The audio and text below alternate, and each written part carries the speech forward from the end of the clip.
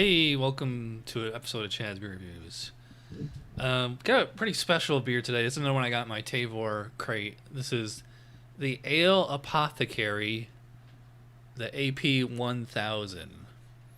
They're calling it a wild farmhouse ale, dry hopped wild ale brewed with Finnish farmhouse brewers, blah blah blah.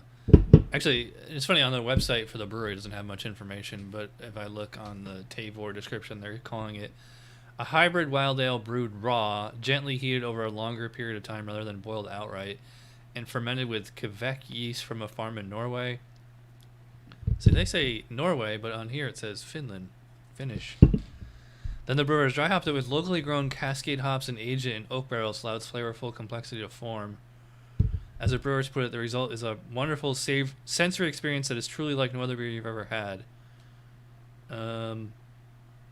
Yeah, so it's only 5% ABV, but it's one can costs $11.99, which I agree is not a great selling point for 𝗕𝗓. It's, I don't know, I just haven't had a wild beer in a long time, and I wanted to try this.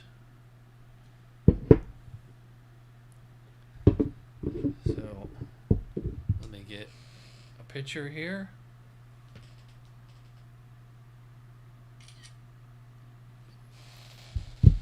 All right, let's give it a whiff. Yeah, classic Brett Funk, very, kind of Belgian-y style with the fooders. That's what those big oak ferment barrels are really called, fooders. There we go. I'm trying to get my whole head in the frame.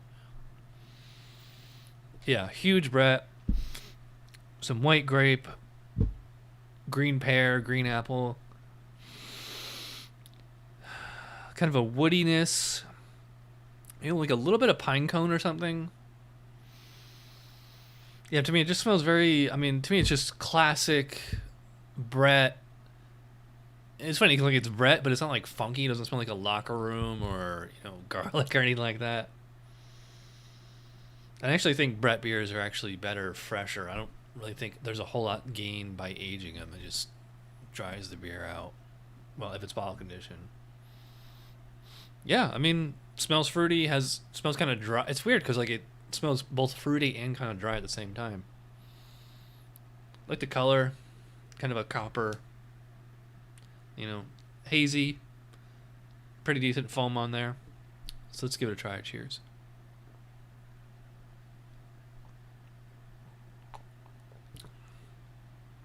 Wow. Keep this in the VPN here. Alright, I don't know if we're recording or not, but I'm going to keep rolling. Let's get back to the beer.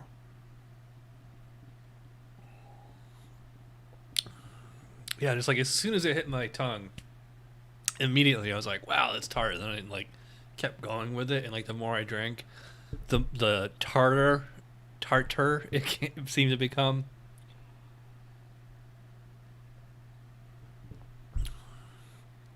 Yeah, but I was saying on the nose, it's fruity and bready at the same time. Brett-y, not bready.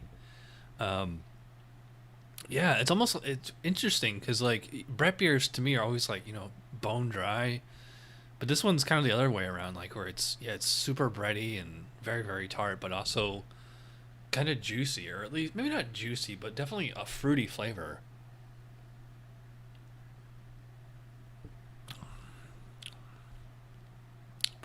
Pear, grape, apple, maybe a little bit of honey taste in there too.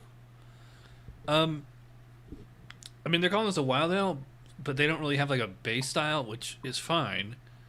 I guess you could call it a saison. Well, not that doesn't have nearly the hop character for a saison. It's just a American wild ale. This is American wild ale done right.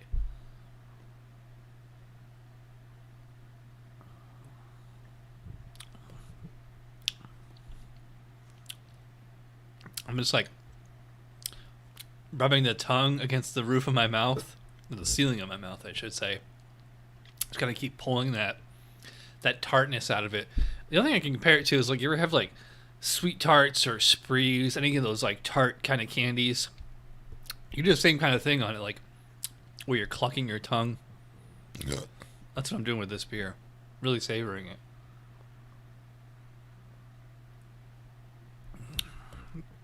Yeah, this is really tasty. Very, very drinkable, too. It's only 5%. It's actually pretty refreshing. It's probably like 88 degrees right now, even though it's, you know, nighttime and dark out here in Orlando. But yeah, nice refresher in the hot weather too. No problem. I mean, again, it's only 5%, so it's not a huge beer, but you know, I'm not gonna have any problem finishing this whole thing. A little bit of, you know what's in here? Okay, now that I'm mentioning it, thinking about it, there's a definite citrus character to it as well. It actually kind of reminds me of like Sprite. It's like almost, well, I wouldn't say lime, but there's definitely a lemony citrus kind of thing going on here. Like as a flavor and aroma, like I would not call it like,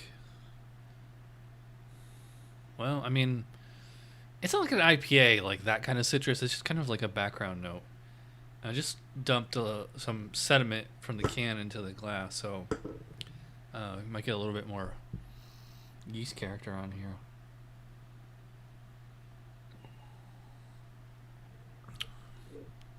Yeah, little lemon, little orange.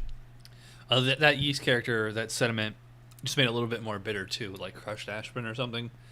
Probably didn't need to add that, but I mean, it didn't ruin it or anything. This is still really good beer.